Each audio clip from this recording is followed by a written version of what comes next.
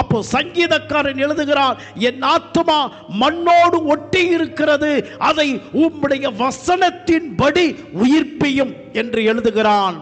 அப்பொழுது அவன் பாவத்திலே உழன்று கிடக்கிறதாய் நாம் நினைத்துக் கொள்ளக்கூடாது.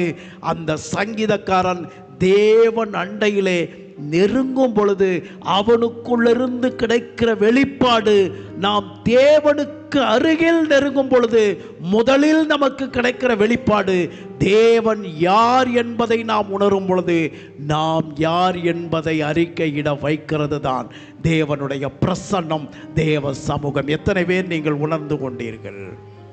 அல்லேலூயா. நாம் தேவன் அண்டையிலே நெருங்கும் பொழுது முதல் காரியமாக தேவன் என்னை அறியும்படிக்கு என் மனக்கண்களை திறக்கிறார். நான் எந்த இடத்திலே இருக்கிறேன்?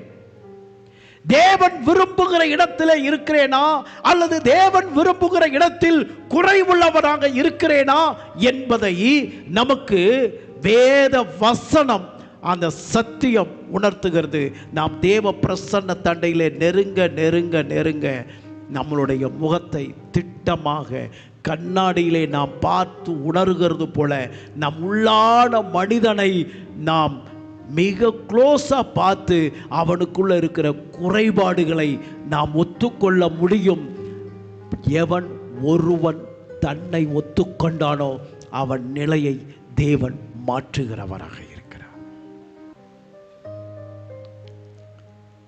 அல்லேலூயா.